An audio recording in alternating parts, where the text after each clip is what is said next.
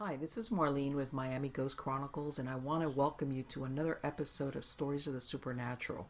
Wherever you find us, whether it's a video on YouTube or on your favorite podcast platform, please like and subscribe to us so that you can get notification of when a new show is released. You can also find us on major social media platforms where I give you a heads up about upcoming shows and which date and time they will be aired. If you go to MiamiGhostChronicles.com, you can find links to the shows, MP3 files which you can download, or links to your favorite platform like iTunes, Spreaker, SoundCloud, and all other major sources. You can find information for upcoming and past talk show appearances as well as new book projects at MarlenePardo.com. You can also purchase books and merchandise there, and you can visit my author page on Amazon at Marlene Pardo Pellicer. Due to popular demand, I'm narrating my True Believer stories that I've collected throughout the years in a new series called Supernatural Storytime. You can find links at supernaturalstorytime.com. If you are into classic horror, ghost, and adventure stories, I narrate some of those at Nightshade Diary, and you can find links at nightshadediary.com. If you would like to read noteworthy news about the paranormal world, true crime, conspiracy stories, and anything that is just plain weird, you can visit the Stranger Than Fiction Stories tab at MiamiGhostChronicles.com. I do want to thank you all for being part of my audience, and I think you are all wonderful. Hi everybody, this is Marlene with Miami Ghost Chronicles, Stories of the Supernatural. How is everybody doing? Good, I hope. Today I'm doing fantastic. I'm doing great. I know a lot of people have asked me, how's the micro farm coming along? It's coming along. A lot of rain here in South Florida, which I'm very happy about. It gets in the way of doing a lot of stuff, but it's great when you're into farming, as I've said before. But anyway, let's get on to the really important stuff, which is who the guest is. Or guests. In this case, we have two for the price of one. Okay, and this is a couple. Their name is Brian and Linda Purdy, and they are the co-founders of Elite Vegas Paranormal Society, which they established back in 2008. And they are paranormal investigators, and usually what they do is, like a lot of paranormal investigators, is help families who are in need of assistance with paranormal activity. Along with their son David, they've been featured on Ghost Adventures, Aftershocks, and David Purdy was a cast member in the hit WeTV series Ghost in the Hood.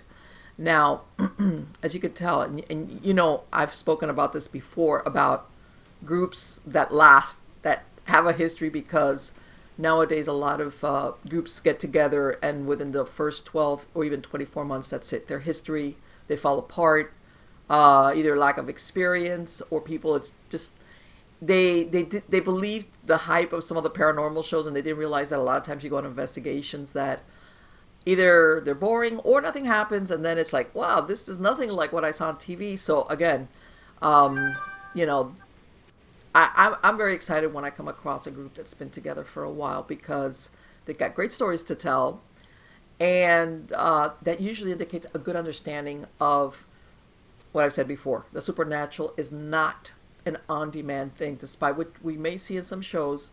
Sometimes it does. It goes on full display, but there's a lot of times that's either very subtle or just that's it. Doesn't mean nothing's there, but it just doesn't cooperate the way we would like it to. But anyway, let me welcome them to the show. How are you doing today?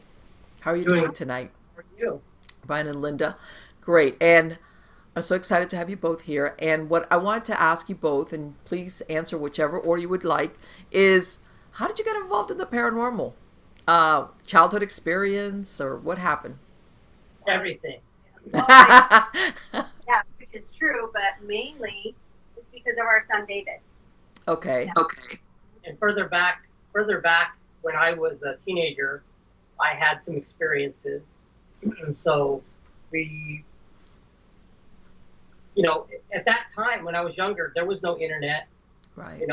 Magazines and books and stuff, but really nothing out there to kind of explain what I was going through. So I just dealt with it, fear, difficult time sleeping. Linda lived in basically an Amityville horror. Oh my God. Okay. I got to hear these stories, because it sounds like It wasn't like, because I've had some people that have had like maybe one or two things when they were a kid, but that was it. It was like a 1 or 2 time thing and never again. But it sounds like you guys, there was repetition in what's going on with you guys. Yeah, Yeah, because Brian had experience, I had experiences when we were young, but then again, you grow up and you don't think about Right, yeah. it. and this is before any shows were out there. Yeah. There was, Right. when I was a kid, I used to go to the TGNY. I don't even know if they have those anymore. No. But I used to go up there and, I'd spend $1 getting about 4 magazines. They were on UFOs and Bigfoot and ghosts and stuff, but they were really just stories. Yeah. So they really didn't explain. It fueled my interest, but it didn't really explain what was going on, what was happening. So as a kid, you just chalk it up to being afraid of the dark. The monster's under my bed, it's in my closet, whatever. But I had episodes of what they call sleep paralysis. Oh, you did? Wow. So I think I was about 17, and I remember waking up in the morning and I couldn't lift my body. I couldn't lift my head, and I was freaking, but I was awake. Yeah. And it didn't, I'm in the medical field, so I understand what sleep paralysis is. But this didn't feel like sleep paralysis. From what I've read, sleep paralysis is, this actually felt like something was holding me down. So I freaked out. I called for my mom. My mom came in, and of course, as all moms do, she said, "You're going to school." I have to laugh because, she's thinking you're putting her on. You're like, trying to get out from going to school. Yeah. Stuff like that. I am, but this was the real deal, and it scared the hell out of me. Yeah. So I had no one to tell, no one to talk to about. It was later on when our son David was he was 5. Yeah, he started getting night terrors.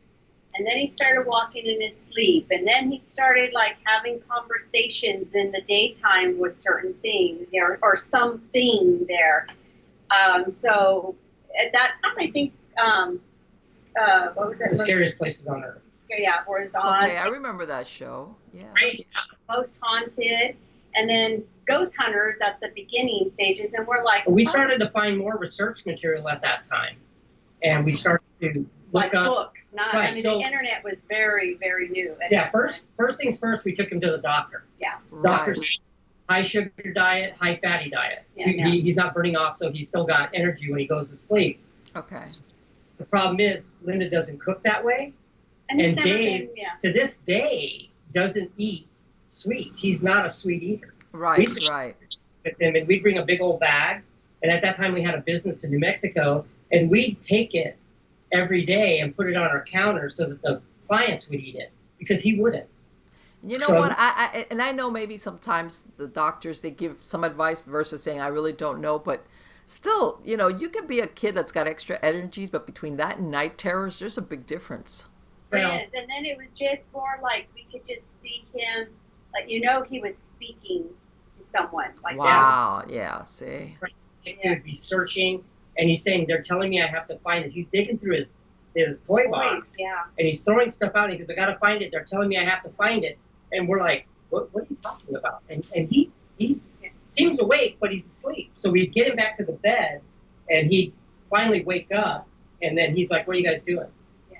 So it was like, for him to this day, he's 27 now, but he will always remember where it was, Brett. He always feels like, and even our daughter too, when we moved into this house, there was a little crawl space, but we didn't know it was at the end of the hallway. We just barely moved in. It was in a closet. Yeah, we didn't even know it was there. They found it. When we weren't there. Yeah, when we weren't there, of course. But for David, he goes, I clearly remember we opened it, and he goes, I honestly felt that we opened something. We let something. I've heard of that. I've heard of stuff like that, where people open up some either closet or hidden room or stuff like that, and something happens. It changes. Then they start experiencing things. I've heard of that before. It was an older home, we're not talking like hundreds of years old. Maybe 30, 40 years old. Mm-hmm. And this recent, about 5 years ago? Yep. About 5 years ago, we went back home, and we just drove by it, and there was a lady outside, and we just thought, oh, hey, hi. That's Linda. Linda will stop and talk to strangers, so she got out, but she was watering the plants, and we were just admiring the work that she'd kept up the yard the way we had it. And Linda said, "Hey, do you mind if we take a look?" We told her who we were. She goes, "So you're the Purdys." Wow. And you're like, okay, is that good or bad? You know, I was like, okay. But we walked in, and it was like she did not change anything. The curtains, the carpet, wow. She did Yes. exactly how we left it. And this has been 9 years. Yeah, that we've been. That's incredible because it's kind of odd. And we were in the backyard. We were in the backyard because there was an old lantern that my grandfather, I got from my grandfather's ranch, and I left it there, and I hated that I forgot it. So I asked her if I could have it. She goes, "Absolutely, take it." So that was very nice. And after that, she goes, "Can I ask you a question?" And we're like, "Sure." And she goes, "Is this place haunted?" Oh. So she started telling us about the stories that she was having with her son in the same bedroom. Yeah. Oh my God. Yeah, it was pretty doors fascinating. opening, closing, things like that. Because this house did do that. There were things that just happened in this house. Yep. Can you imagine? I mean, talk about validating something. Yes. That's incredible. It doesn't happen, but when it happens, it's amazing. Mm-hmm. It's like, wow, that was something. And she and that's, you know, when Met her? I mean, what are the chances you go in there, she's got everything the same way, and then she asks you that question, and you're like, what? She even had still where, you know, the markings of our kids, you know, their height. Right, yeah, the growth, yeah, the things where you mark off their height.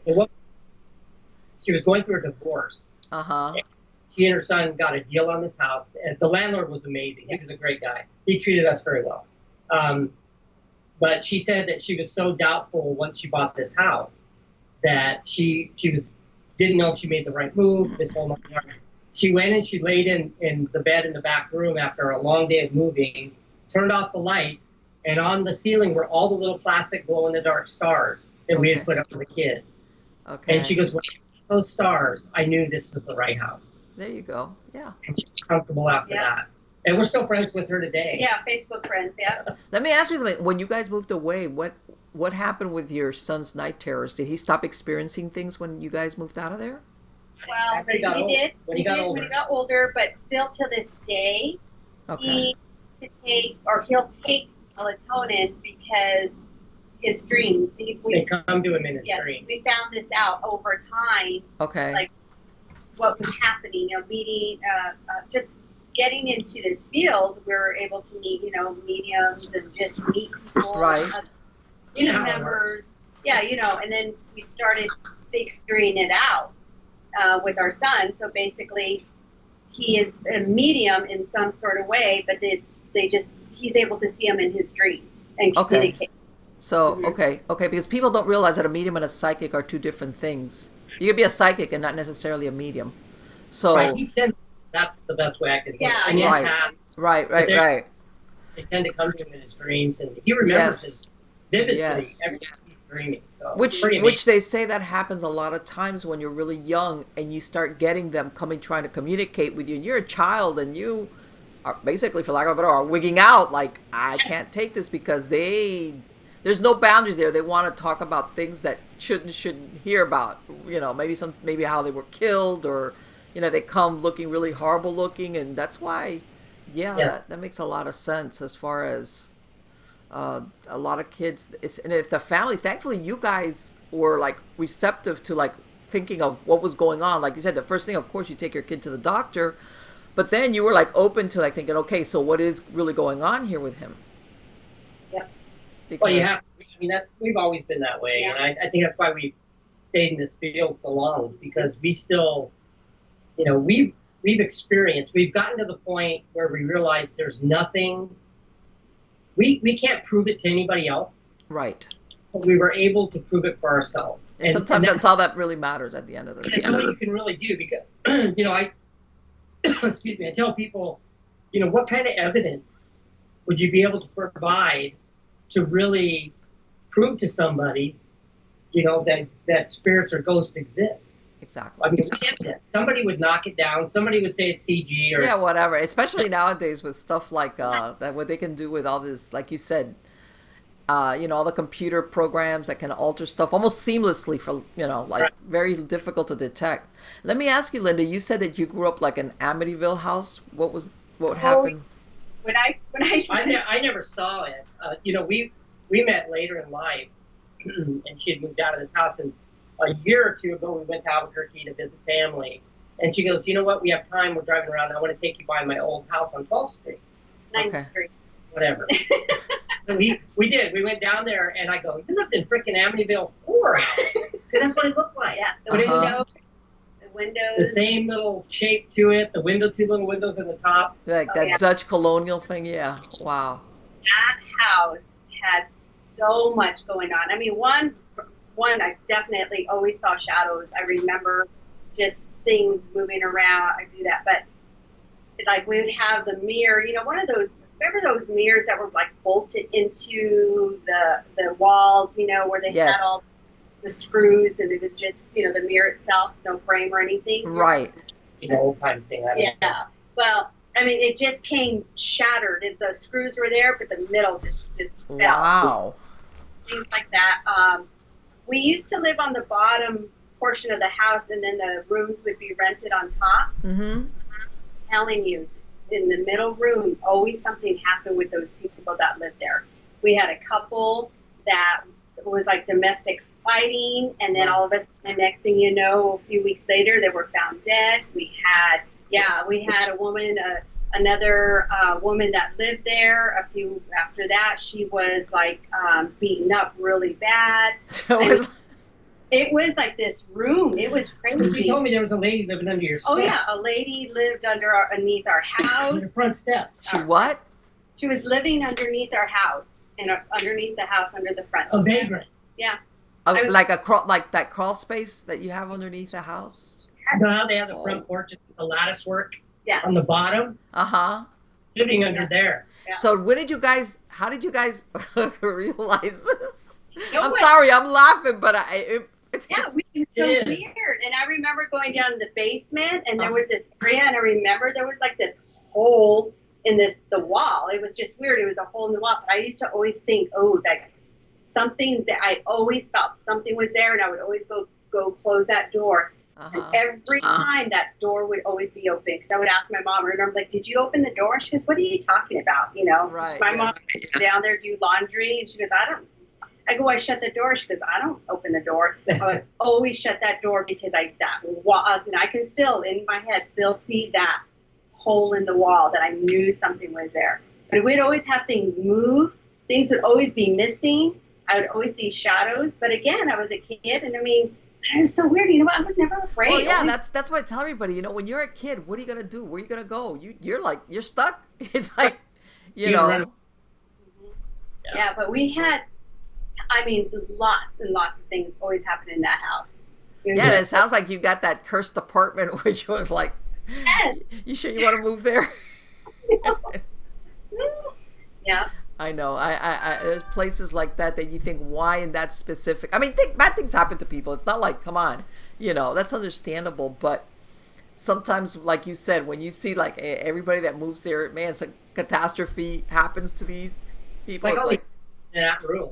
It's all bad energy. So anybody that moves there has some sort of Yes, there's something that catastrophe in their yeah, life. it was. It was always like did that. you ever know any history about the house, or was it old or anything like that?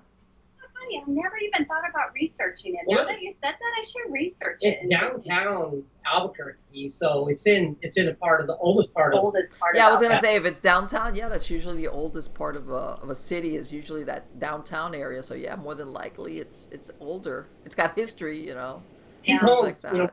in New Mexico or adobe style and stuff. To see a colonial type or a barn shape is really rare. I mean, those were not very often that you would see those. Yeah. Wow. That's I never remember that. I need to do that just to see. That's interesting. Never even thought of it. Isn't that funny? Never even But thought you know what? And that part where you say about the lady that in your crawl space, because the house I live in now, it's got a significant crawl space. I mean, we don't have basements down here in South Florida because we got like limestone. You'd have to dynamite to get a hole. But this house is an older house, and it's got a pretty big crawl space. I mean, we've got, as a matter of fact, we got lattice, we put up so that we don't get any bigger animals going in there. Or You people. know, because the last thing I want is about the only thing that can get in there is maybe a rat or a toad or something, but nothing bigger. Right. You know, but I'm just thinking, a human being is like what?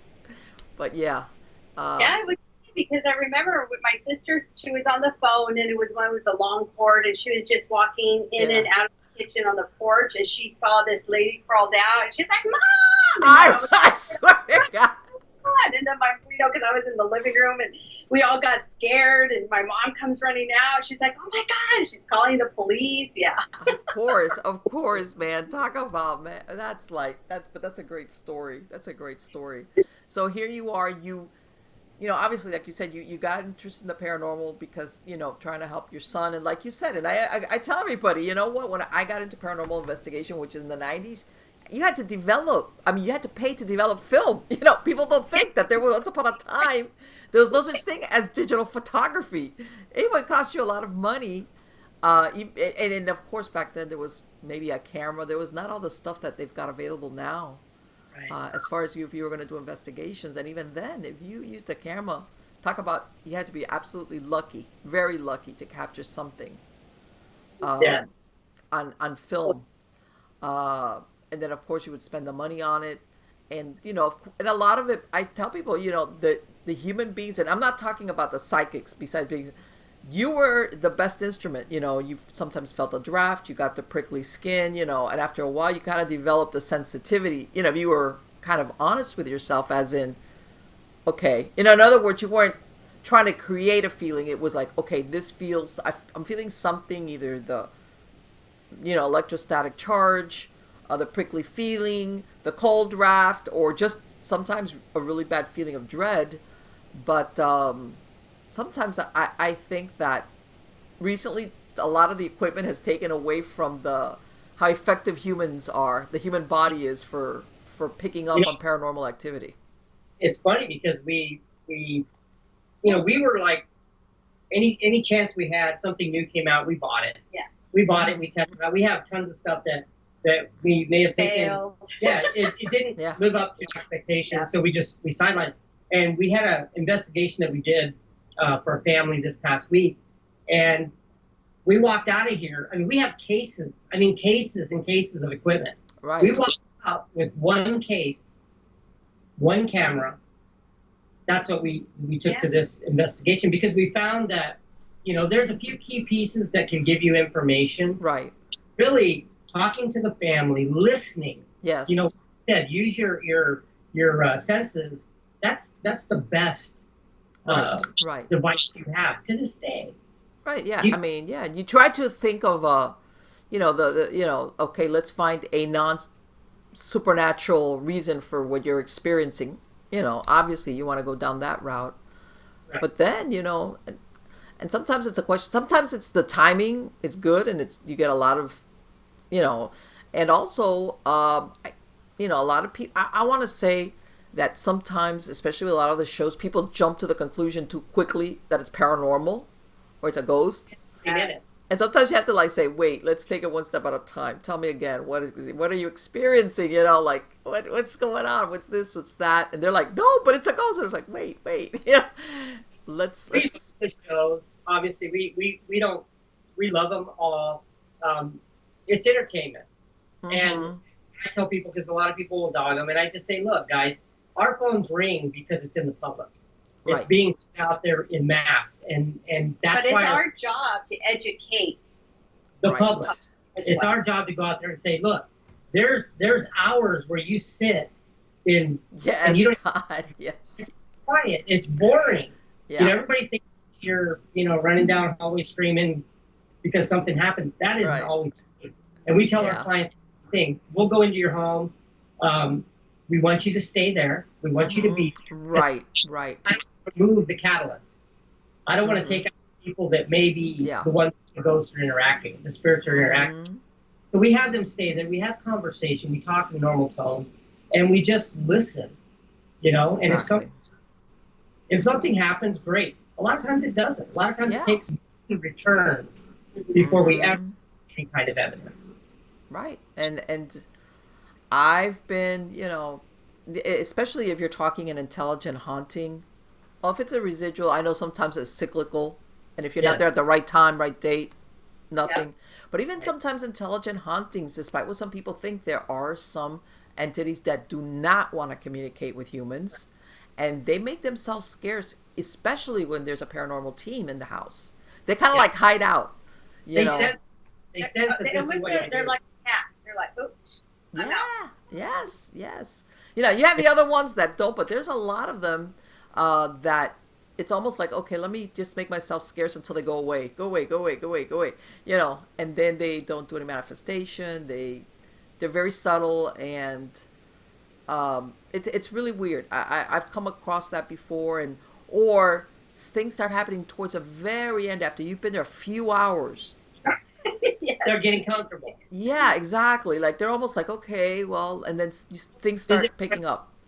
If you go visit friends for the first time and they have kids, Yeah. you know, friends and stuff, their kids kind of stay in the bedroom. They kind of lag back because they're not ready to come out. And then by the end of the evening, they're out there, you know, they're crawling in your lap. You know, that's Right. the way, Well, you know, there were people too. Well, you know what? And one of the things I noticed, and this was after, you know, when you do X amount of investigations, you start, like you said, you start seeing a pattern. That thing about after hours, I realized, like, once you're there, like, you know, like, if things are set up, in other words, set up, it's quieted down. Sometimes, depending on what time you're there, you know, it might be, like, later at night or early morning, you know. In other words, very little activity, very little noise. Correct. And actually, like, the energy level on the investigators have dropped. You know, Correct. either people are sitting, waiting, you know, like, and some people are even dozing in some cases.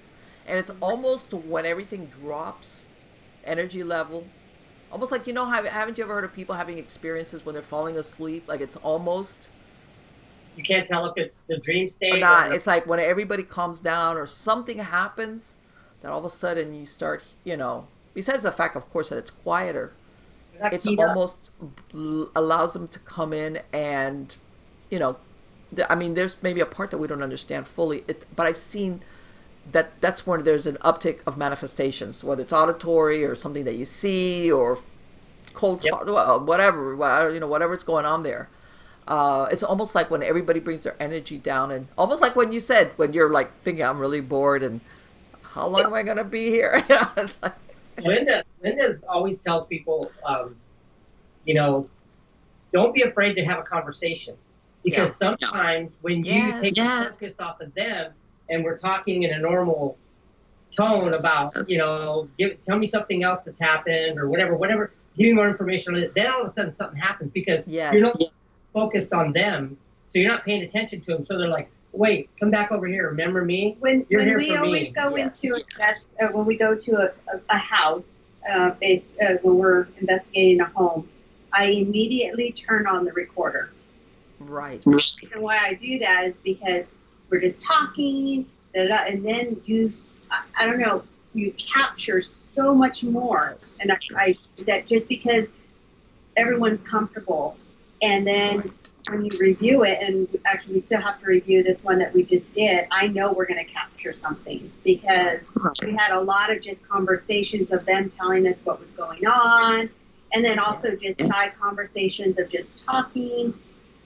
There will be something there. Exactly. Or you hear like exactly like what you said, like they're not getting the attention, and you hear like a noise, like some other part, like something drops or something that you're like, okay. It's almost like, okay, you need to, you know, weren't we the stars? Weren't we pay attention to us again? Yes, I've had that experience as well. And let me ask you, and I ask it, how about coming across investigations where that you have to tell your client, look, because you're not going to call them liars, but I don't think there's anything here that's supernatural. Have you ever had that situation and they don't want to take your word for it because they insist? We tell them, you know what? There's plenty of other teams out here that you know, bring out. We did not capture anything. Right. You know, we may want to come out again in a few weeks or something and see if, you know, the energy's different, whatever. I said, it doesn't always happen on cue, which they usually expect. Of course, A lot of times clients play it up a little bit. You know, oh, it happens every night at this time. Right. And you go there and it's like, but you know, I have to say though, we are very particular on what cases we are going to investigate for home. Okay. I would say maybe a handful, if anything, a year, maybe. Okay. But it's because we have a process. We have our case manager. She's also a registered nurse. Mm-hmm. So they call in. She'll ask them certain questions. She'll say, these are very personal. She'll let them know. And she will get that information. And then she's like, no, this is something more. There's alcohol. There's drug abuse. Yeah. Right. People don't that will alter your perception of reality quite drastically. Yeah. And for us, the big key is when they email or they phone and they say, I think there's a demon in my house. Yeah, that's another one, yeah. A big cue for us. And we have people in town that we'll jump on it. Yeah, we'll give it to them. They say that's their specialty.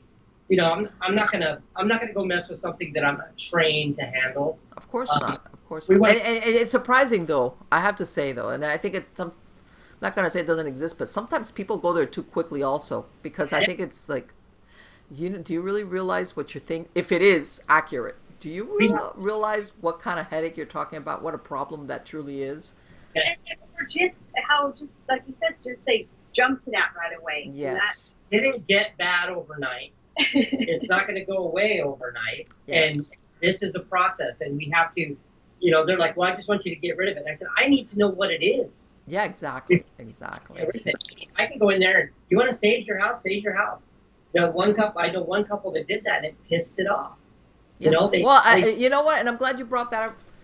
Have you ever done cleanups? And what I mean by cleanup, gone in after some team that was provocation, confrontation, or inexperience, stupidity, whatever you want to call it, and then all the above. Yeah. Have you guys gone in on a case after, you know, when then the poor client is pulling their hair out thinking, oh my God. Yeah. Mm-hmm. Yeah, people call all the time and say, well, we had this other group come out. And I said, look, when you call and if you call somebody and they leave the house 10 minutes later, they're ghost hunters. They're ghost hunters. They want the threat of sitting in a strange place, you know, in the dark with their equipment, and it makes them feel good. And there's nothing wrong with that. You know, I'm not good for you. Right. And then there's paranormal investigators. Those are the people that actually have a plan. Right. They're going to talk to you. They're going to try to discover about you, about your location. You know, the one we went to this past week, you know, when we got the information, it was one thing. But when we interviewed the family, it was many things that it could be. So we were like, it went deeper into the family before this couple ever got together, and that's part of it. And then like for us too, now, you know, we do try to research the home, and we do try, you know, it's so funny when you said, have you ever tried researching? We've never investigated our home either. Yeah. Right. Well, you know what? And I don't know, I've had experiences where when you, like you said, you're doing more in-depth conversation and, you know, the client feels more comfortable with you, you know, and stuff. And then you realize, you know what? It almost sounds like you're haunted. You might have a haunting here, because they start talking about where they've had experiences their whole life, like wherever they go. That's exactly what this family did. Okay. Yeah. Both of them individually had things going on in their life prior to getting together. So while it's the house, we're like going, you know. And then you have those people out here. We have a lot of new homes, and people are like, something's going on in my house, but no one's ever died here. And I said, well, they don't have to die in this house. You know, it could be the property it's on. You know, of course. It could be a lot of different things. That's why we investigate. We need to go in there and find out what is going on. Right. And I've heard also it's both ways. I tell, you know, once upon a time, you know, when people would say, well, somebody died in the house, you know, I tell them, you know, once upon a time, not that long ago, really, people gave birth and died at home. It was normal. It wasn't, there was not morbid. It was, and then they would even have the weights sometimes, you know. Yep.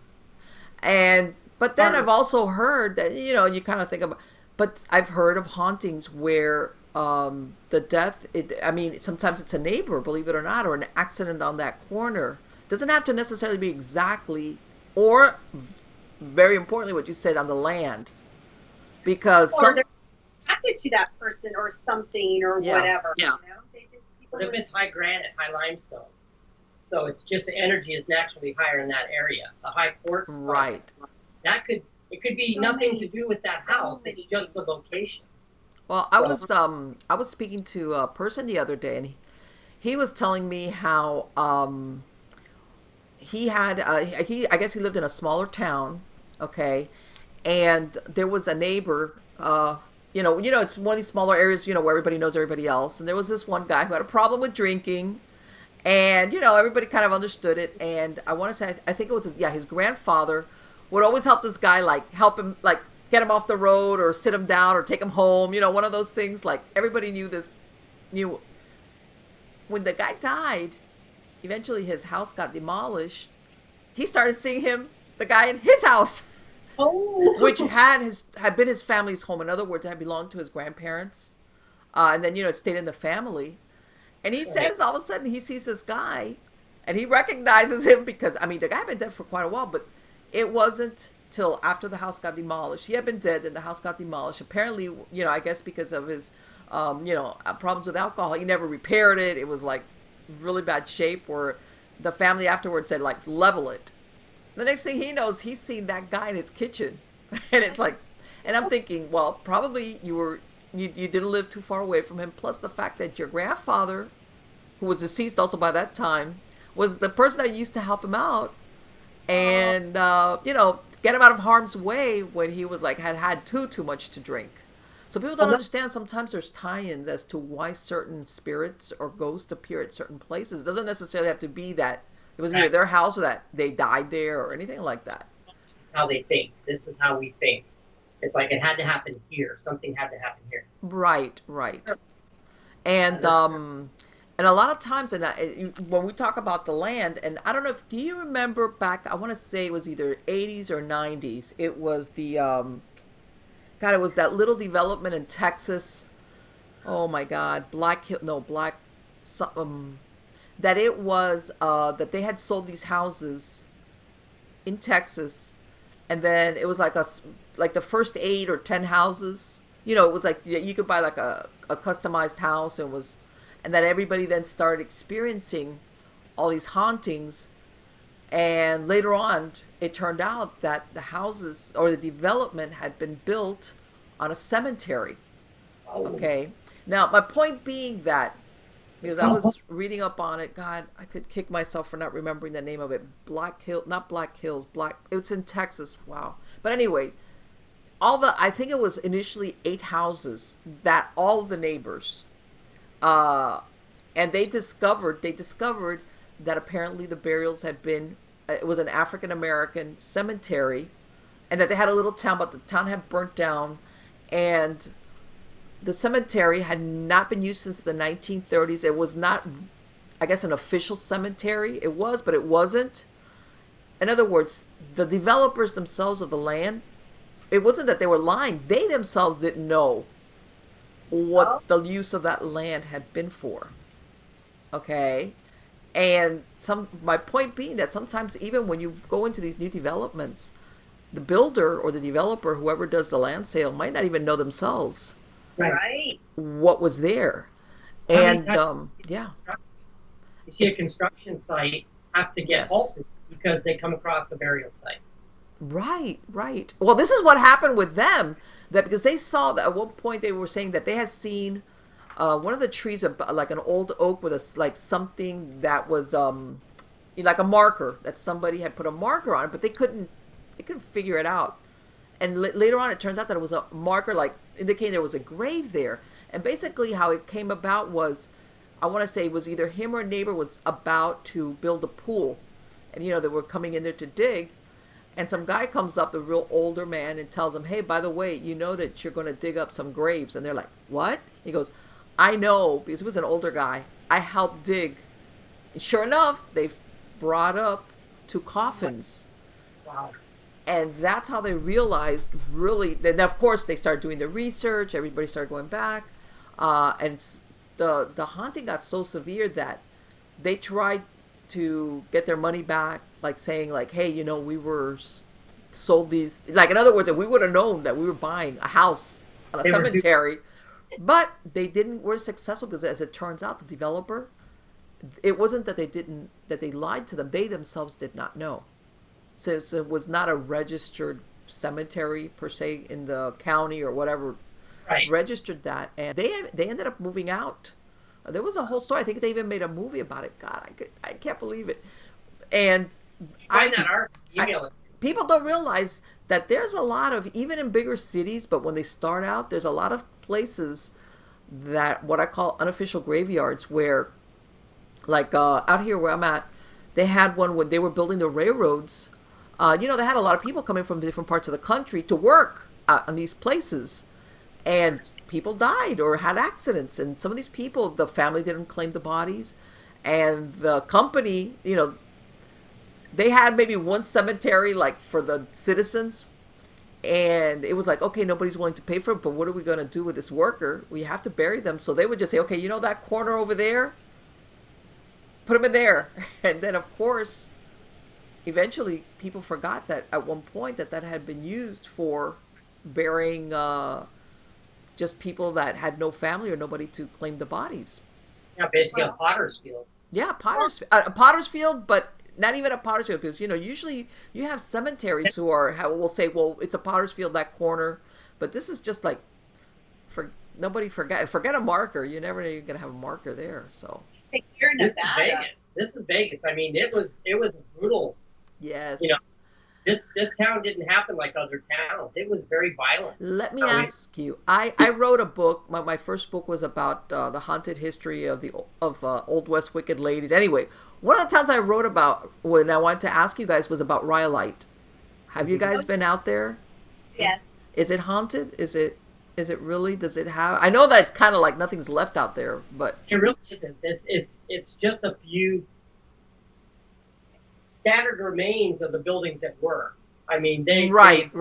Well, honestly, though, we've only been there. I mean, we've been there a few times just to go look at the scenery, but we've never really investigated it because it's an outdoor investigation. Right, exactly. Then I mean, I've heard the typical like that they have like a miner and all that stuff, but it was one of those, like all mining towns, it built up really quick.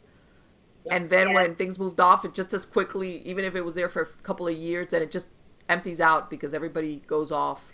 I think it was only there for like 5 years. Yeah, it was like a really short time period. But like what you were saying, a lot of these places, they have a lot of like violence and because everybody just pours in there, these miners and people wanting to make the money off the miners and, Well, our ex-mayor, Oscar Goodman, he was a mob attorney, and somebody asked him one time in an interview, can you tell me about the bodies being buried in the desert around Vegas? And he said, no, I can't. All I can say is there's a lot of holes in Vegas. I bet. I mean, and this town is growing, so they're going to come up with fine things out here. Well, yeah. I mean. Well, at least the thing out in the desert is we have the same thing out here in the Everglades, but the thing is in the desert that preserves bodies a lot better, though. The dryness and stuff. Yep, mummifies them. But it's let me ask you: have you ever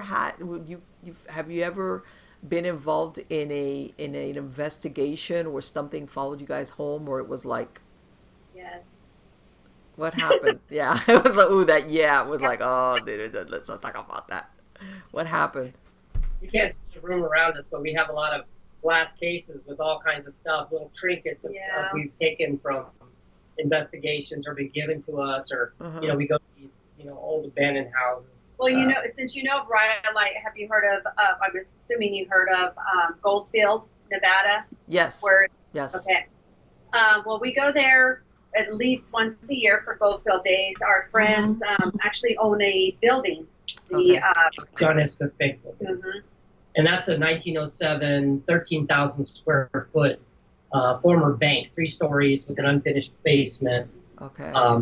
And then really just down the street is Goldfield Hotel. Okay.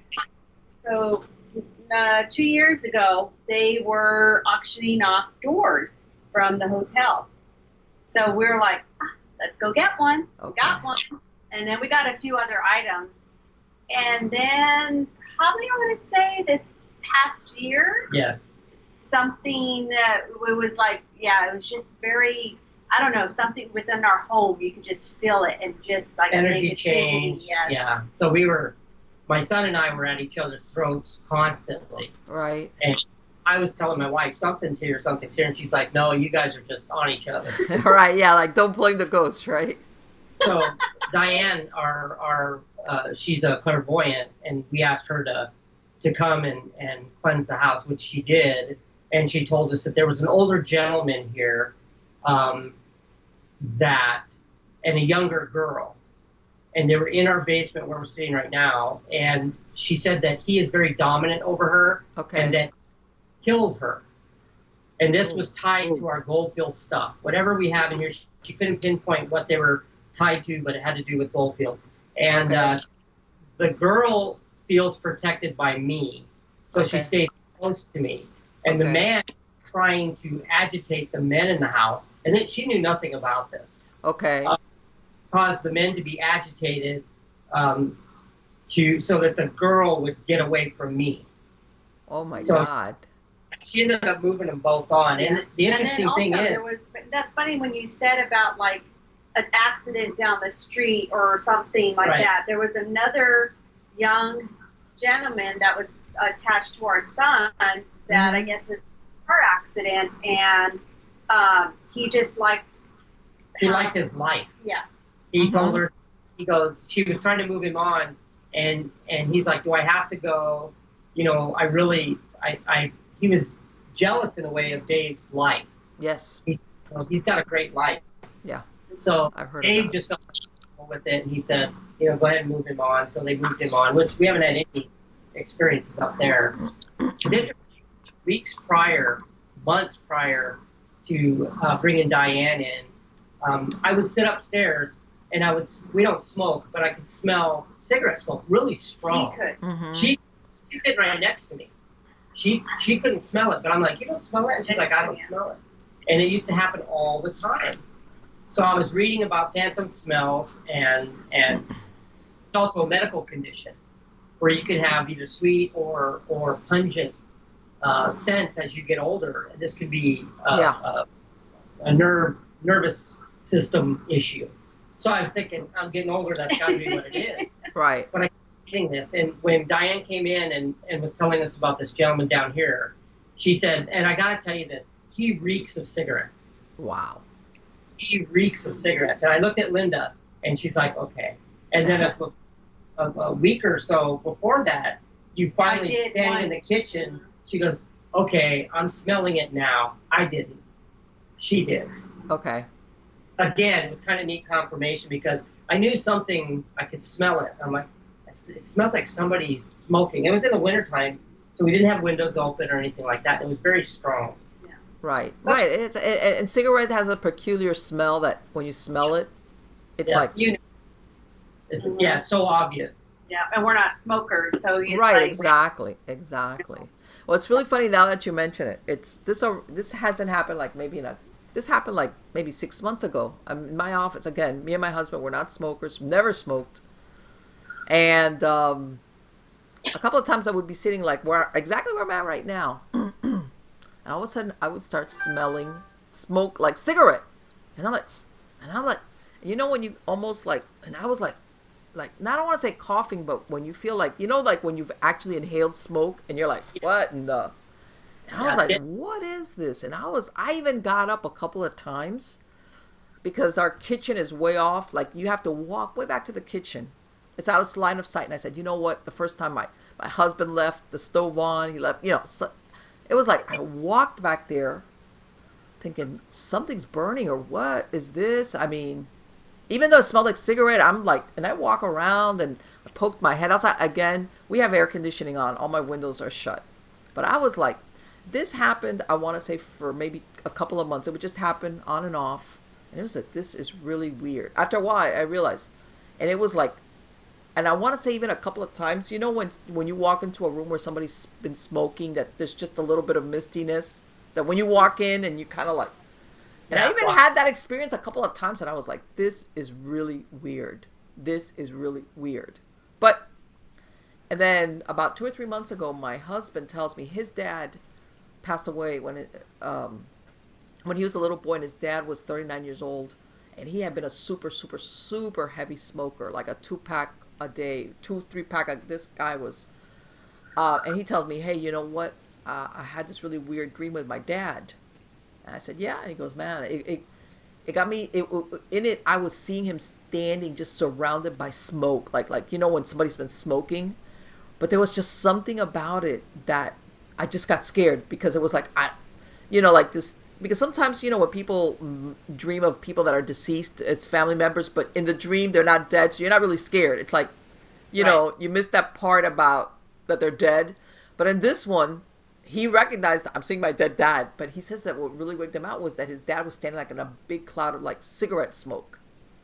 And he just was like, man, I don't want to like, that's when I told, and by the way, I had not mentioned anything to him about my experience that I had been having on and off, because it was like, and when he told me that, I said, okay, I'm going to tell you, I've been having these experiences for the last couple of months, and I never said anything to you, but to be honest with you, I never made any connection whatsoever to his dad. His dad passed back in like 1970. Okay, I didn't even make no connection whatsoever. And I was like, and I told him, I said, look, maybe something's going on with your dad. And he was like, well, I don't want to know what it is. He's like, but yeah, now that you said that thing about the cigarette smoke, that's what I'm saying. Especially if there's no smokers in the house, you absolutely can tell the difference when you smell that smell. Yes. And then it's just a opinion 2 weeks ago, and when I got home a day or so later, I could smell cigar smoke. Mm-hmm. But I'm like going, it could be stuck in my nose or something. Yeah. I don't know. I just chalked it up to that. So, just real quick, are you still experiencing the cigarettes? It's really funny. After we had that conversation, because we were even thinking his mom is, she's got Alzheimer's. She's really elderly. She's like in her late 80s, and she's been in hospice. And I even said, I wonder if your dad is trying to give you a heads up. Yes. But but the thing is that his mom has been kind of in that state for already like maybe 3 years. But then I said, well, maybe something's imminent, but no, nothing's happened. And after we had that conversation, I haven't had that experience again. I still don't. I even asked him, I said, I was thinking significant date, but then that's the thing. It didn't happen once. It didn't happen on a certain date. It happened, I want to say maybe twice a week. It was like, what? And it was like, and I would get that, like, when the back of your throat gets irritated from smoke. That's what it was like. It was like, okay, I was like, I can't, and also, by the way, we live here, like, I live on 3 acres, and all the houses are really set apart, so you can't even say, for some reason, somebody standing, my next door neighbor is smoking, and somehow or other, it's drifting, even though he would have to be puffing away like a mad person. Right. I mean, there's no, plausible, reasonable explanation why I would be smelling smoke or cigarette smoke, like somebody smoking. So, and it has stopped. After I had that conversation with him, it stopped. And after what he told me, I do think it was his dad. Now, why? I have no idea. And, I mean, there's some of those things, sometimes it's... You just don't know why. There's always going to be questions. Yeah. A lot of times things are not like, and I tell people, I've heard of a lot of people that they move into places, they have experience, they never know the reason for the haunting, and they move out. In other words, there's no resolution. It was like, we moved out. It was like, okay. They don't even have that moment like when you went back to your old house and you had that neighbor or the lady that moved in asking you that question. Yeah. They never, it's like, yeah, man, we live there, and sometimes they put up with it for years. Other times it drives people out within months. Yeah. And sometimes the most they'll get is they'll do a little bit of research and they'll find out, either the house was rented or sold like continuously, like. Yeah. And that's the only hint they got. Like, there's something there, because people tend to like cut and leave like right away. Like, forget it, we're out of here. And usually a haunting will do that. There was another one. There was another group that I spoke to that they're out of New Mexico in a little town called Belen. Okay. And they were telling me that they had a client that things started happening when I think again it was like a crawl space underneath, and they found an old shoe and a couple of other things. And when they brought the old, they said you could tell it was like a really old shoe. And they decided to keep it. One of those things like, oh, this is so unusual. It's an old shoe. And they said that once they brought it into the house, that was what opened the door for a bunch of stuff to start happening to them. And it's incredible because all this time this thing was underneath the house in the ground. It's just undisturbed. Right. Once they brought it into the house, that's when things started happening. And you think to yourself, okay, at what point, and sometimes we get into that thing about attachments to inanimate objects, like, shoes. and I don't know if you've had that situation with any of you talked about, obviously, what you guys brought back from the Goldfield Hotel, where I tell people, you got to be careful even from these curbside pickups or flea markets or garage sales. Yes. Sometimes you get that great deal. It's not such a great deal. Yeah. Right? Well, we did, with this couple that we were just at, we did take a mirror. They asked us to remove this mirror because it was left by the previous owner. Mm-hmm. Yeah. It's actually kind of a cool mirror, too. Why? Because what they kept, they kept seeing stuff, or what? There was an attachment to it, and there was. They were compelled to get rid of it, but the wife was afraid to get rid of it. She wanted to get rid of it because she didn't like where it was hanging. She just got a feeling there. Okay. They put it in a closet. And then they started feeling eerie in their bedroom. Stuff started happening, and she didn't want to go into the closet for anything, and she just felt that it was that mirror. So I said, you know what? I think that's her senses, telling her, warning her. Right. She needs to heed that. And they said they're just going to throw it away. And I said, well, I have oddities like that in my downstairs. Well, so. no, they weren't. They did want to throw it away. And they were like, we asked them if we wanted to remove it. Do you want us to remove it? And they said, yeah, just please remove it. So we did. We had Diane sage it before we brought it into the house. But. Right. Exactly. But and sometimes it's just, you're better off. I tell people sometimes people don't pay attention to their intuition when they should. Mm-hmm.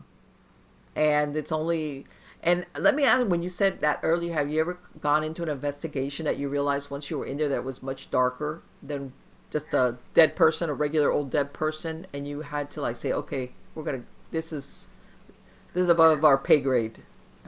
Referred it out to somebody that, what happened with that? At what point or what happened where you realized, wow, this is not a regular old dead person? Some of those things that we farmed out, the team that was supposed to handle it, they never gave us any follow-up. Some of the people that they reached out to, they said they never returned their calls.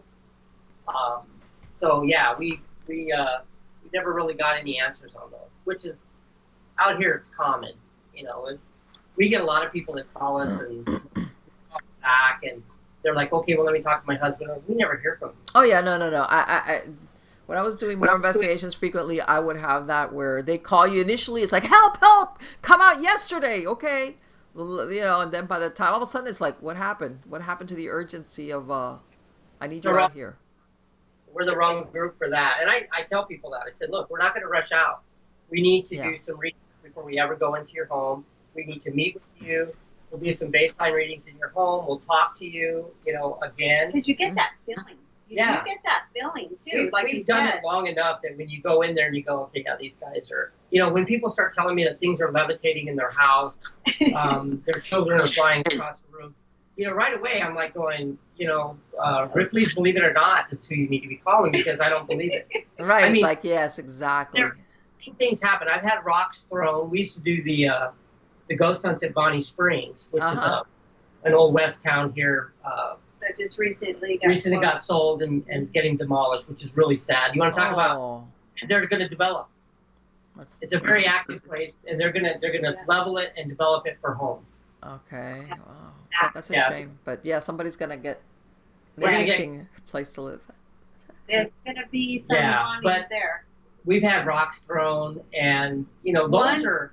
You can say, well, one time. I mean, this is probably the one time where at Bonnie Springs where we really had like activity going on. Yeah, something that actually caught us off guard. What and that during October we would have like ghost hunts like after midnight. I mean, because they had the Bonnie Springs, so there would have haunted houses. So the activity level was really high because so many hundreds of people went through there. Right. We were, and this time the only 2 people stayed and showed up, and it was 2 women, 2 teachers. So it was kind of funny. So they were there. And we still do our hunts anyway, even if it's nobody. So it's called the Wax Museum. We were in this one section. The 2 ladies were in the left-hand corner of the room. We were kind of at like this little auditorium type thing. Mm-hmm. Brian was there. And then Joe, who was, if you watch Ghost Adventures, Angry Joe. Right. So he was there. Then our son David was kind of to the right, and then there's these long wood benches, like 8 feet long. No, they're about 12 feet. Yeah. And I'm at the end of the bench, and I'm sitting down, and Brian has the ghost box going on, and then all of a sudden the ghost box got so loud, like really crazy.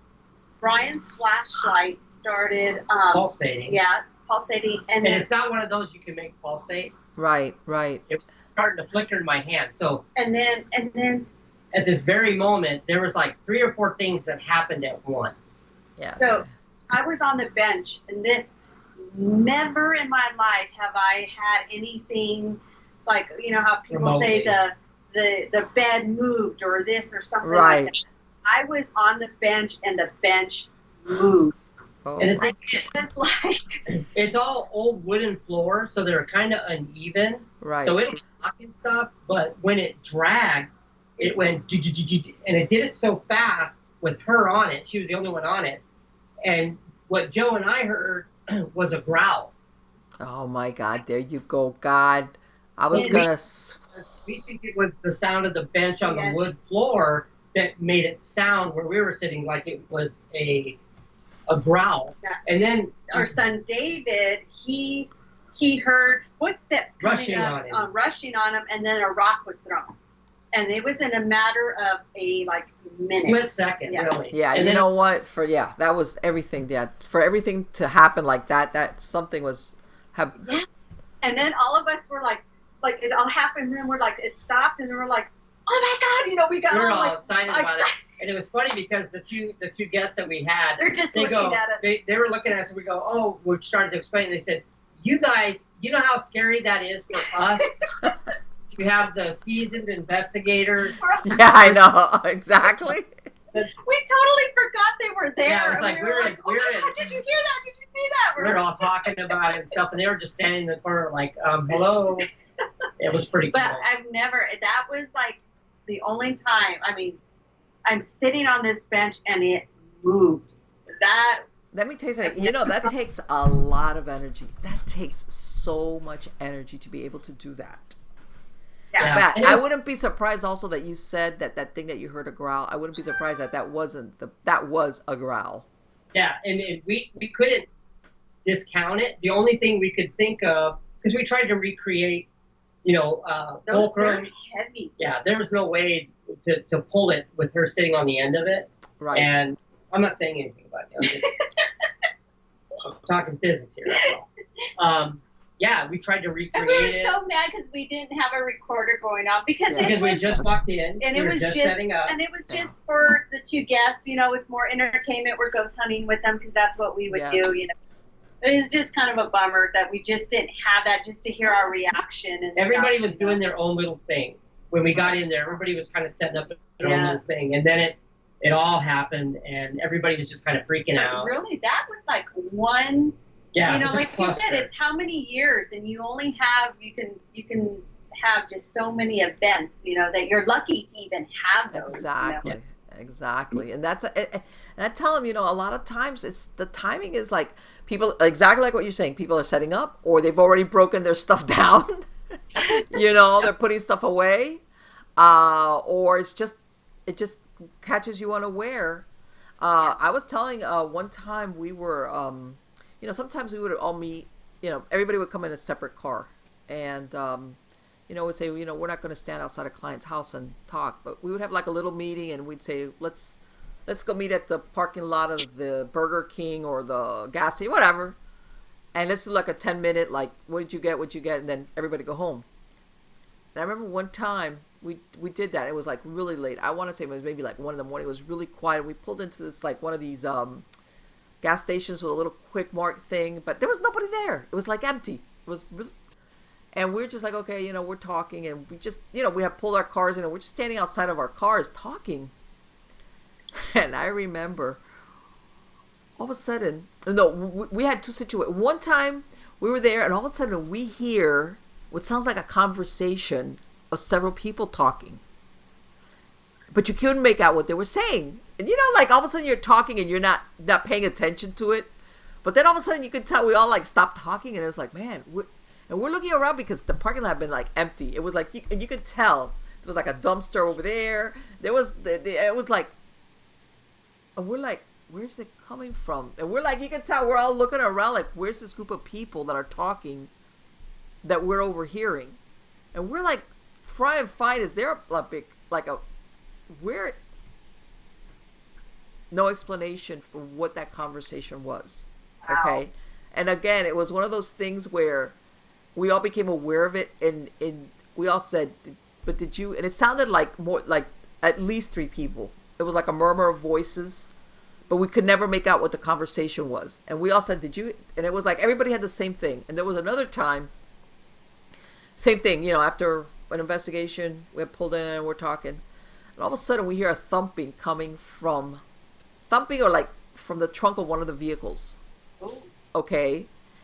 Like something moving in there. Like, and I remember we all looked at each other and we looked at the girl that it was her car. Like, man, when did you lock in the trunk of your car? And she's looking at us like, and we're like, you need to open your trunk. And she was like, because we're not opening it. It's your trunk. You're opening it. And sure enough, she opened it. There was nothing in there. And when we were sitting there, okay, she just had this, stuff that people usually carry in the trunk of their car. Mm-hmm. But there was nothing in there. I mean, it sounded, I want to say, for lack of a better, it was almost like something's alive that's in there, when something's stuck in a small space. And then she was totally wigged out. And then all of a sudden I remember she goes, this was around the time, when the Beanie Babies were like really the big thing, the big deal. And she had a couple of them that she put, I guess, on the dashboard of her car. And she's like, she goes, I remember she goes like into her car. We were like, okay, what? We were like, all of a sudden she comes bolting out of her car. She's like, the Beanie Babies that I had on my dashboard, they're on the floor of the car. And we're like, the what? Because we were like, it was like one of those things that everybody heard it. And again, you're not expecting it. And as a matter of fact, I tell everybody, this is where I learned to make sure that before I left an investigation, I smudged down my vehicle. Because absolutely stuff does sometimes try to hitchhike with you home. And it was, again, things that, it wasn't scary per se in the sense of it wasn't horrible or anything. It was just so unusual. But my point being, none of us had any type of equipment running. And we had nothing. We were just standing around, just having a conversation. And so the last thing we expected was to have that happen. We were like totally unprepared. Right, because you left the home, you went. Well, no, we left the home. They don't know it. Right, and this was like a 10-minute, like, hey, yeah, okay, well, did you do that? What do you think? Okay, well, we're fine. Okay, look, everybody go home. You're on your way.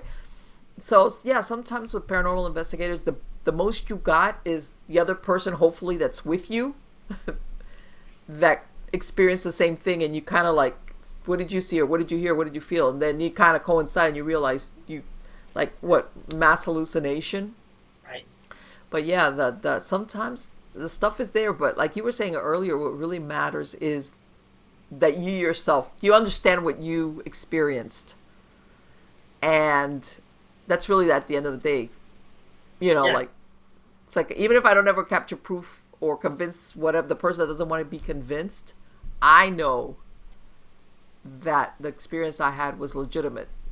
Yes. And contrary to what a lot of people, ghost hunters, most ghost hunters have a really high bar as far as what they'll accept as valid proof.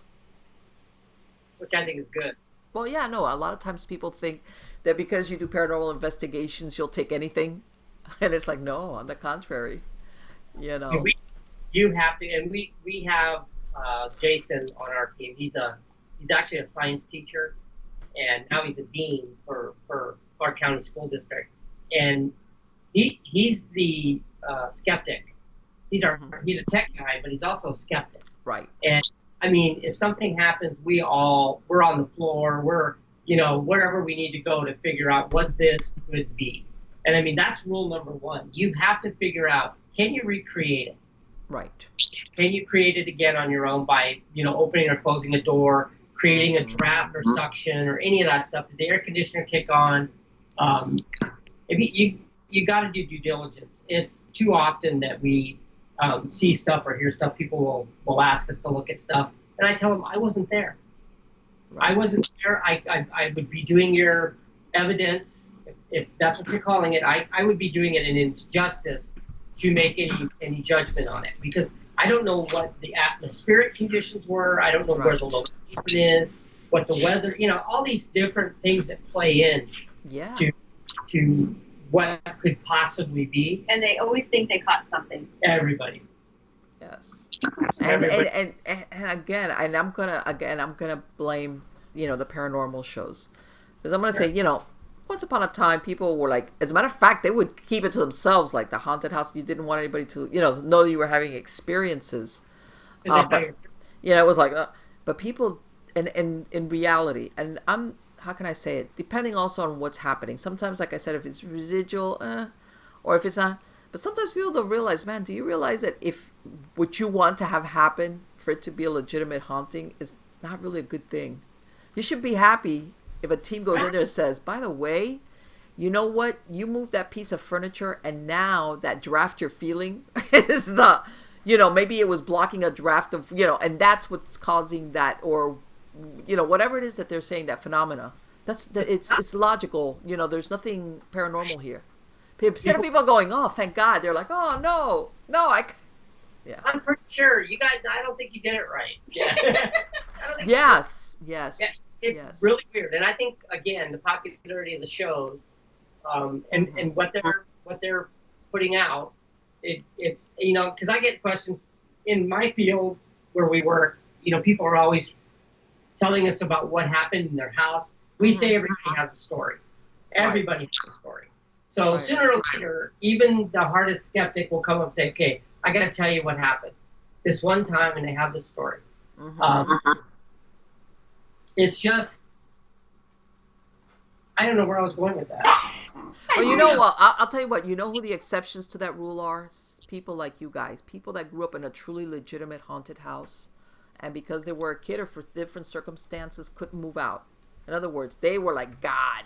Those are the ones that are not anxious, unless it really truly is a true paranormal. They're not really looking for it to have a ghost, because they know what that's like. It's like, nah, man, I already been there, done that, and it's not fun, especially if it has any type of darkness or malevolence behind it. They don't want to have the reveal, which is like, yeah, you do have a ghost. It's like, oh shoot, crap, I don't want that, you know. Yeah. Some people, Hispanic communities like that. Yeah. The Hispanics want out. They want it out. They want to just get rid of it. Yeah, it's like, yes, exactly. And I don't know, that sometimes I think people also nowadays they don't know how to claim their space as far as their houses. You know what I'm saying? They give it away too easy. Yep. Instead of saying, hey, you know, this is your house. It's your house. So tell the dead person. You can start off by saying you're dead. in case they're one of these that missed the memo about your dead part, you know. Yeah. Because there's a lot of them out there, that if it is a true haunting, they might be confused. They might have died violently, maybe under medications, anesthetized, whatever. And they miss your transition, but they're still self-aware and they're just looking like, can somebody tell me what happened? Or I can't remember yeah. I mean, there's a lot of theories as to what's involved when a person, gets stuck or is earthbound. But yeah, I find that I think it's good because it's more mainstream and more people are willing to talk about it. But the flip side of it is sometimes people are too eager to have a haunted house, and it's like, not really, And I'm sure I'm sorry, go ahead. People are too quick and they're like, oh, I watched Annabelle or I watched. So I know what happens. Look, these are all based on reported stories. Whether they're true or not, nobody truly knows. And it's a movie. It's a movie, so it's entertainment. I always like to pull out a picture of the real Annabelle, and I said, "This is the real Annabelle." It's and a Raggedy Ann. They're like, "That's a Raggedy Ann doll," and I go, "That's the real Annabelle." Yeah, It is they portrayed it. That's a great example of what Hollywood does to reality, right? To make it scarier. And that's what all these shows do. A lot of them glamorize, demons. Everything's demon. Everything's demon. I'll tell you something. They don't exist. I'm saying they're very rare. These instances. And this is the thing that, like, the difference is that, like you said, when you go see a horror movie, you get scared, but then the lights go up and it's it. You go home. Oh, it's just a movie. Okay. Let me get back to real life. But if you do have something in your house, what are you going to do? You're living there.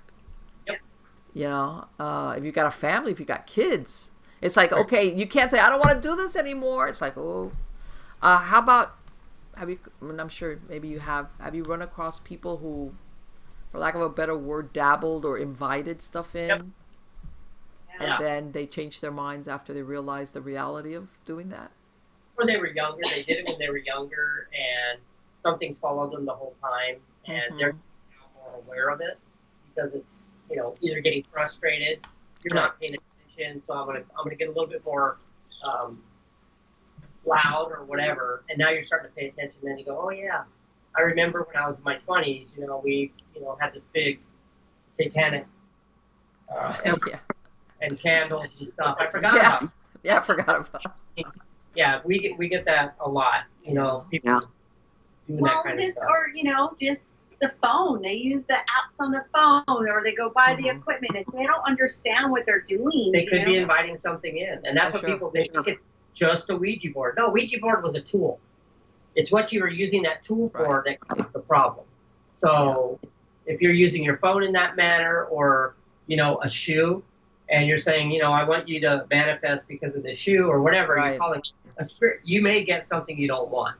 So it can happen with a lot of different ways, not just a Ouija board or whatever. Right. And I tell people a lot of times, you could be collateral damage. You could just be there looking, and you still could get an attachment or get something. Just even if you were just there hanging out, like, oh, I wonder what's gonna go on. Yeah. Sometimes you just talk about wrong place, wrong time. The shows, people are a little bit more. I saw Jason and Grant, trying to talk to the spirit. So they get together and they try it in their home. They can conjure up something can enter their home that they didn't expect. That's how come I just don't want to investigate our home, or even when we get new equipment, it's never done at our home. It's always like, okay, if we have some work going, we take our stuff and we do it there. It's never in our home. Right, because you're extending. Yeah, you're trying. You might be testing it, but how do you test it? It's trying to communicate, and sometimes, you're like, there's a lot of earthbound spirits that are not bound to a place. Right. They're free floating. And all you need to do is, you might just be wanting to see, does this equipment work or how does it work? And they're like, hey. Yeah. And people don't realize that sometimes it could be that easy. Not to make anybody paranoid, but but it can be. It's got to be done. It's got to be done in a safe manner, and that's that's the dangerous part of people that newly the newbies that get into this field because they want to get a show or they want to get famous or whatever. They go in. We met a local team that was starting up, and they asked us to come talk at one of their meetings, which we did. And they right away they're like, oh no, I like to provoke, and I go in and I do this and I demand and all that stuff. And we were just kind of we got turned off right away. We're like, okay, these guys they're going to need help on the road because they're going to end something attached that or do harm. They can't get rid of it. The same guy was on Facebook not too long ago. He said that he was involved in a case that was appeared to be demonic, and he took a picture of a book. It wasn't. I'm trying to think. It was a ritual exorcism ritual book, right? For use by clergy, and so I'm reading up so I can handle this, and I'm like going, wow. You can just read this book and you're going to know how to deal with this? Yeah, sure. You go right ahead and you do that. You're going to get a big old bullseye on your head from things you don't want. But yeah, people, I had another guest. He had a group out of Washington State. And he told me how one time his group, they one of these old, hospital asylum things, and they were one of the first few teams that they were allowing to do like an overnight investigation. And he says that him and a buddy went to the part where that was like the third floor. This is where they kept like the worst of the worst in the asylum. In other words, these were the homicidal people that, you couldn't even let them be with other patients. Right. And he said how, obviously this whole area already had a history of being haunted because it was a really old place. And I'm not surprised, of course. But he says that at the end of this hallway, he sees what he described as a shadow man kind of figure with red eyes. And he did something really stupid. He provoked it. He confronted it. And he said, okay, this is something. And he says the next thing you know, they were camping out close by on the grounds because apparently this place is like in a really rural area where it's situated at. And he says that first thing, one of their team members saw something in the woods that quit that same day, said, I'm out of here. I don't want to be on this team. Wouldn't say what that person saw in the woods. Wow. And he says that after that, he says he went into a year-long depression. The whole team broke up. Everybody went their own way. And when we spoke, when I was talking to him, it was like he was just getting another team back together, and everything was fine. He was doing okay. And but then he's telling me I'm planning to go back, and I'm like, okay, all right, okay, that's crazy. But again, this is when people I tell them, and I want to put on the men, because sometimes men do that confrontation provoking thing. And sometimes, especially if it's thin air, and it's like when you really don't know what you're dealing with, okay? Because maybe it is just a dead guy, a human dead guy. But you really, in reality, don't know, what it is that you're coming up against. Are you talking an elemental? Are we talking on a human entity, a demonic? Something that's going to take that confrontation or provocation as an invite to, oh, you wanna dance? We're gonna dance. Yep. And that's why when I asked you earlier about people, doing that provocation confrontation thing, that sometimes they have no idea what a Pandora's box that could be when it comes to the supernatural. And I tell them, you know what? And stuff like this doesn't work like you were saying, oh, people are levitating or my kid's flying across. It starts to unravel their lives kind of slowly, and then when you start, if they ever get to the point where they're asking for help, you go back to the point of origin, and it is a situation like that. Yeah, Regent board, I went on an investigation and I wanted to provoke, confront, because nothing was happening, and I was gonna have the first and last word, and it's like, nah, not a smart thing. Good advice for any newbie or wannabe investigators out there. Yeah. That if you really don't know what it is, or worst case scenario, if you ever come across something that you really think, man, I'm out of my depth, retreat. retreat and get either come back with help or refer them to maybe somebody like you said that's what they specialize in. We tell people all the time, a lot of people always email us. They want to join our group. Mm-hmm. We're not accepting new members, but I always tell them, they go, well, can you give me any advice on becoming a ghost hunter or a paranormal investigator? And I tell them, read. Yeah. Get as many books as you can on the subject and just read them, because you have to know what you're dealing with. You don't go buy a gun and then walk into the hunt. Yeah. There's rules and regulations, and there's safety. Safety is just as important in our field as it is in hunting. Yes. Deer or whatever it is that you do. And people don't seem to understand that. And that's when they see shows and they're like, I'm going to go provoke and I'm going to do this thing and I'm going to be a big man on campus. And guess what? You're not. You're going to end up in a bad way. Oh yeah, but they don't realize that these shows, they go roll in there and then after a few days they gather all their things and they're off. They're not there. They don't stay behind in that home or in that location. They're gone. They're off to their other whatever they're going to be filming. So sometimes they're not there to witness what they might have stirred up. Correct. And sometimes they do. Sometimes I know that behind the scenes, sometimes they have their own experiences, but a lot of times they just, they kind of like it, but it looks good on TV. On to the next. Yeah. Yeah, of course. But anyway, guys, I want to thank you so much for spending this time with me. You guys have been absolutely wonderful. And I want to ask you, for my podcast listeners, what is your website? Our website is EliteVegasParanormalSociety.com. Okay, and I'm going to have the link in the credits of the show. So let me ask you, do you guys have any projects, anything coming up that you're going to be doing? I know you were saying that at one point you were doing the ghost hunting, like taking people around. Actually, here soon, hopefully August, we will be having a live talk show at Binion's Casino. It's going to be perfect. It's going to be called Talking Paranormal. Okay, great. Be the host. We will have guests. It's an hour-long show. Okay. In the Apache showroom. And then afterwards, there's also a ghost hunt as well. Oh, really? That is fantastic. Do you got a date yet, or just in August? You're not sure yet when you're going to launch it?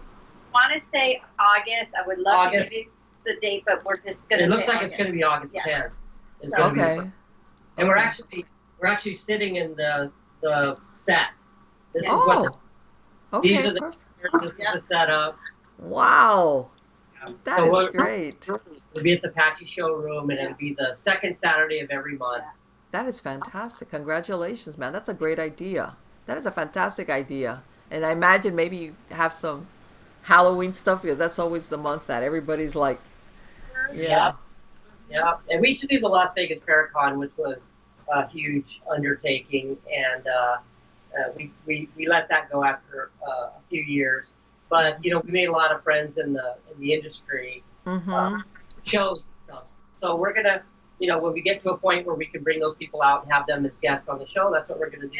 That is fantastic. That is wonderful, guys. Again, congratulations and the best of luck. And I'll be touching base with you guys, because I would love to have you guys back so you could tell me what about your talk show and about other experiences you guys have had. Absolutely, we'd love to do it. Yeah. Okay, thank you very much. You've both been wonderful. Thank you. Thank you. Take care. Bye-bye. Bye-bye.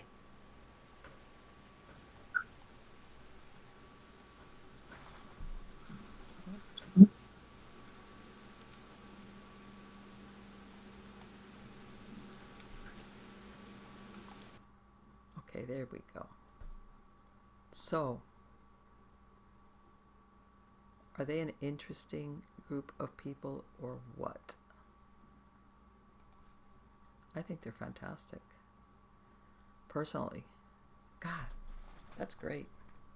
So I've been anybody out in Vegas or planning to visit Vegas in August, you might want to check the dates that you're going, because that sounds like talk about the paranormal and then have a ghost hunt. Now, see, that's what I call an interesting evening. And like, again, they've been around for a while. 2008, we're talking here 11 years, okay? And, this is what I tell everybody as far as, besides the fact, obviously, that, they're married, but, the team, but still, that they've persisted in it. Because it's not the fact whether, it's that people persist in doing paranormal investigations. One of two things happens. One, they either get bored because it's not as exciting as, people see on TV, or, and I think this is really good, especially for teams that are smaller, whether you're talking it's just a family unit or two people, where, especially, you get more selective about the cases that you're willing to take. Okay, and the reason I say this is that people don't realize that, sometimes when you're brand new and you just started, and you want to take just about any case, you want to go out there and have that experience, even if it turns out to be nothing, you still want to have that experience. And then you realize, after a while that you do this for a bit, you, like they said, you start picking and choosing either the person who you, let's say, pre-interview, something just doesn't seem right to you for whatever reason. Either they're too over the top, or just something is off, something is wrong, that you could say, you know what, this is not really, this is going to be a waste of time. And that's one of the good things also when you have a smaller team, that you pick and choose. Do I really want to do this investigation? Do I really want to go out there and, put my effort into it? Whether it's the equipment, if there's any travel involved, and in a way, it's not bad to be choosy. Like I said, everybody's really eager when you start doing this at the very beginning. That, you go into a lot of cases, and I've said it before, when it comes to paranormal investigations, yeah, you watch the shows and you read books, but there's nothing like field work. And a lot of and everything, it's not just paranormal investigations, where you really, really learn is from doing the legwork, the field work, the boring investigations, the ones where there's nothing there, the ones where if you capture anything, it's minimal at best. And, sometimes you have an opportunity to return to some places, and sometimes you don't. Depends on what the location is, or if the homeowner, and I'll be perfectly honest with you. There's some times that you will go, let's say it's somebody's house, and the time you go, little or nothing happens, because just that's the way the supernatural is, for whatever reason. And you capture very little evidence, and after maybe you review your stuff and even your own personal experience, like I said, I've been to investigations where, I knew something was going on. My body was like wigging out, giving me all the signs that I know. When I looked at the evidence, it was like nothing captured, or the other way around. You don't get it, and then when you look at the evidence, it's like, wow, that was happening. But anyway, let's say at the end of the day, you come back to this client and you tell them, look, we captured little or no evidence. We're not saying there's nothing here. We're not saying you're lying. Guess what? Sometimes they're so bent on getting evidence or confirmation that they don't even let you come back a second time. They run off and they try to get another group, because for whatever reason, they want answers right away, or they want you to identify, or they want you to get proof. And same thing could happen with another group, or maybe the timing on the other group is great. My point being that sometimes you don't have the luxury of being able to return to some location and actually capture more evidence. Again, to say, yeah, you know what you're talking about, we were able to capture evidence for you. It's a very weird dynamic that goes on there.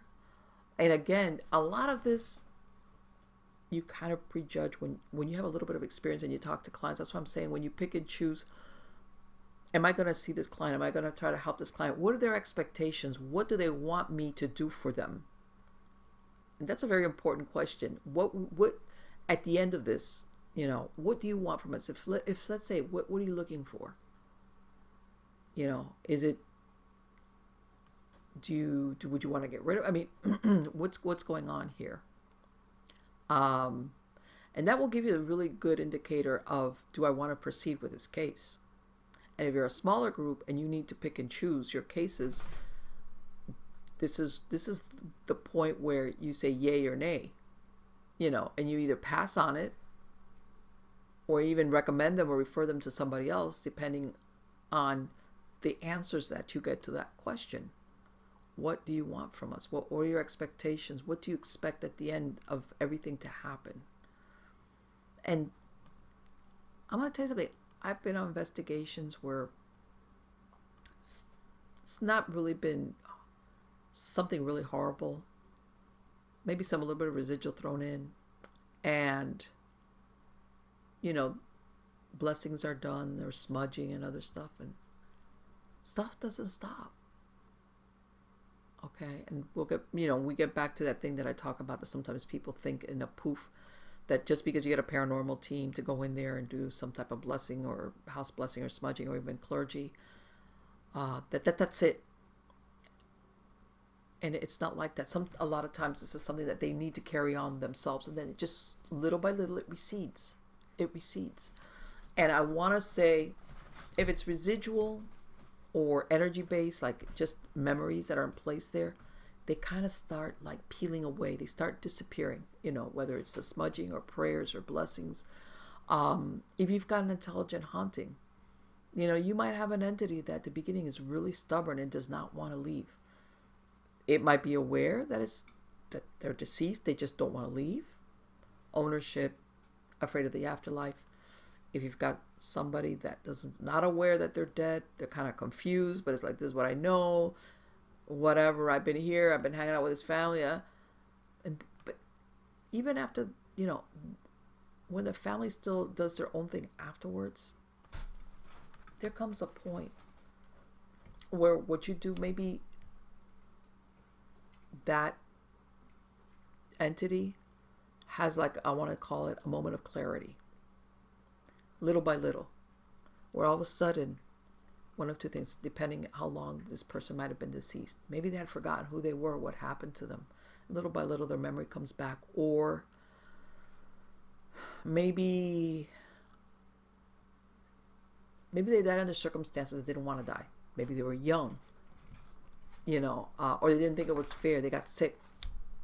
They're kind of stuck in a loop of, it's not fair, I'm not dead. And it's like, almost when that family, where it exists in, not what we see with our eyes, like in a metaphysical space, it almost allows that entity to gain a clarity or an acceptance of what is really happened to them. And once that happens, it allows them to kind of see when maybe their loved ones come for them. Sometimes, when a person is so caught up in their head, and they don't want to see what's in front of them. I want to say that this is what happens sometimes for these ghost, earthbound entities. And it's almost like when people pray for them, you smudge, you have blessings, and you're telling them, you be on your way, peace be with you. That all of a sudden is like a process. Like all of a sudden they might start thinking, what? Maybe I am dead, maybe, or they start having memories maybe of what happened, and they almost allowed sometimes to actually, and I think that once they start coming around to it, let's go with the scenario that you've got an entity that didn't want to accept they were dead, suspected it but never want to accept it. Like, one of those things that if I say yeah, then it'll be so, and then what? And it's almost like when you have critical mass, when you push on something heavy, and at the beginning it doesn't feel like it's moving, and then all of a sudden it moves, you dislodge it, you've reached critical mass. It's the same thing, where you get to that point where that soul, something happens little by little, where there's acceptance, with that acceptance comes the ability to maybe see when loved ones come for them and say, come with us. It's okay. Don't nothing to be afraid of. We've been trying to get you to come over for a long time. You know, the letting go, the shedding of what I call the ego, which is, I'm going to be okay. Or if that was, let's say it was where they lived, I don't need the house anymore because, you know, all those concerns that we have as live human beings, they don't matter anymore. And you realize it. So leaving everything behind doesn't really matter. You know, sometimes including that feeling, let's say, of being earthbound, like, oh, why did I die? It wasn't fair, or I shouldn't have died when I was young, or why did I get sick? Or, you know, this is for instances, but all those things that people get stuck in a loop is like, it's not fair, why? All of a sudden, there's like a letting go, like a surrender of, you're never going to have a reason as to why you experience certain things. It doesn't matter anymore. So that's why I'm saying that a lot of times, and I'm going to say this again because, you know, I look at all the shows, and about the only one that I see that actually gives people homework kind of in a way, even though sometimes the outcome is kind of drastic, is the Dead Files with Amy Allen, where she kind of leaves a to-do list for the people, even though in her cases, some of the hauntings pretty extreme, and, you know, I'm sure in some cases she's telling people you got to move out, which, by the way, I understand that she's giving it to them with both barrels, but let me tell you something. Sometimes that's not a viable option for somebody. Okay? And can you imagine?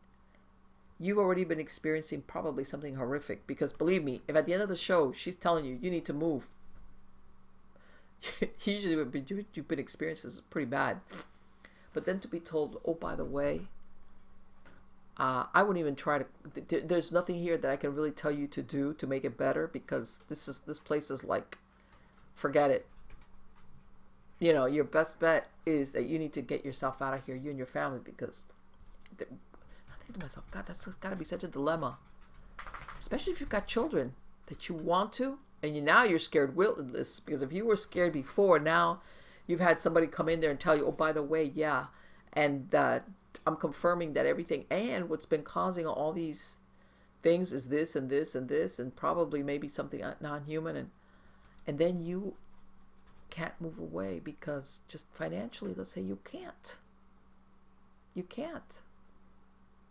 That has got to be such a horrible feeling, and that's the only part that sometimes I have a big disagreement with about as far as that show goes, because I recognize that sometimes, as a matter of fact, I suspect more families than not do not have the luxury of being able to move away. Or it would be like, I need to sell my house before I can move, because if not, I don't sell this house, and I can't walk away from my house. Or I don't have the money. You know, I've sunk what little money into a deposit, and my landlord is not going to accept this house is haunted as a way to break the lease and give me back my deposit or whatever. So I'm stuck. Okay. That's the only time that but again, the point being that she's about one of the few ones that I've seen in the shows that actually give people homework to do. And kind of puts it back on them, the responsibility of what you need to do to clear this place, or, you know, even though a lot of times she'll say, you know, you need to bring in this type of person, either a medium or a shaman or whatever, to come and work with what's here, you know. And that's another thing. You know, I guess depending, that's another thing, you know, depending on what part of the country you live in. What if you live in this small to mid-sized town? My point being that the kind of person that she's saying you need to have come and help you is like, not around here, not even close. Like, what do? You know, maybe a psychic, yeah, you could probably entice a psychic. They're more common. But what if you get like some weird, like, tell her, you know, you need to bring in this type of person, and you're like, Yeah, I wish, but where do I find a person like that? And willing to come and help. That's another thing. So, yeah, but if you read my last book that I put out, Supernatural Safety Paranormal DIY Guide, I explain a lot of stuff that you can do there on your own. Before, during, and after when you suspect that you've got paranormal stuff going on. Don't become so disempowered or throw up your hands and say, oh, that's it. I'm doomed. I'm never, my life is never going to be the same again. Not really. There's a lot of things that you can do. And in the book, I specify which are the couple of situations where it's like, stop, don't do anything yourself. You need to get help. If this and this and this is happening, then you need to get help. And even then, okay, there's a difference between I'm going to actively try to get rid of this entity versus I'm going to do spiritual self-care or protection for myself. And believe it or not, sometimes that pushes stuff away. It pushes them out. It diminishes the activity. Okay? The thing is, you can't become complacent and say, oh, it's gone, or oh, it stopped, or it slowed down, because what will happen is it will pick up steam again. So it's, if you need help, you need help. But there's a lot of stuff that you can and should do. And like I say, you know what? Whoever you get in there, whether it's clergy or a paranormal group, they're going to be there for one day, a few hours, whatever. The one that's living there is you and your family, or whatever the case might be. So that there's things, believe me, helplessness is, of things that you could do. As a matter of fact, in some cases, let's say you get to, let's go down with a scenario where, whatever's here is really dark. And maybe I've already had clergy come over, blessings and saging, and all it does is slow it down. But whatever's here is like, but I, in other words, and even if I could, I just don't want to live in this place anymore. I just do not want to live here anymore, even if it gets cleared, because I've got PTSD for this place. I don't want to stay here anymore. I've heard that sometimes stuff like this, that some of the recommendations I have in the book, it almost like allows you to put that house and sell it. Because I have had a lot of cases where people will say that they've been trying to get rid of property and they can't sell it. Because whatever is happening there, whatever is there, which of course is intelligent, this is not going to happen with a residual haunting, almost blocks the sale of the house. And you could ask yourself, which I don't have the answer to, how they can manipulate things, but yeah. But there's stuff that you could do to slow it down, to kind of like push it back so that you could get the sale of the house done. Have people come and look at it. And of course, I know every state has different laws pertaining to disclosure on haunted houses. So that's something you would have to look up depending on where you live. So you can get the hell out of Dodge. So the point being, go buy my book. Anyway, guys, thank you so much for being part of my audience. You're wonderful. I hope you like this interview. Go visit them. I'm going to have a link in the credits of the show. And I've got a lot of fantastic guests coming on. So make sure you subscribe. You get notifications wherever it is that you're finding us, whether it's on YouTube or any of the podcast platforms. Make sure to get notifications, and that way you're on the up and up with every show that I put out. Take care.